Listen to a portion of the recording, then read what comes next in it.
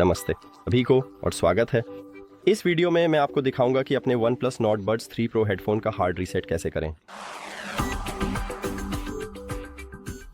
आपको सबसे पहले अपने हेडफोन को चार्जिंग केस में रखना है और फिर नीचे की तरफ इस फंक्शनल बटन को कम से कम 15 सेकंड तक दबाए रखना है, जब तक ये छोटी लाइट लाल होना शुरू न हो जाए।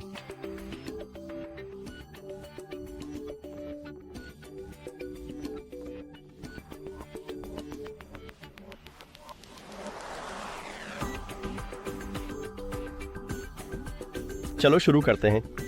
अब अगर आपके पास एंड्रॉयड है तो जानकारी आइकन से या सेटिंग्स आइकन पर क्लिक करें।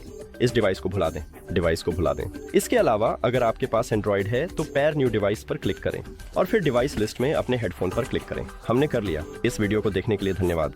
अगर आपको मददगार लगा तो कृपया चैनल को सब्सक्राइब करें और वीडियो पर लाइक छोड़ें। हमारे लिए बहुत महत्वपूर्ण है। फिर मिलेंगे।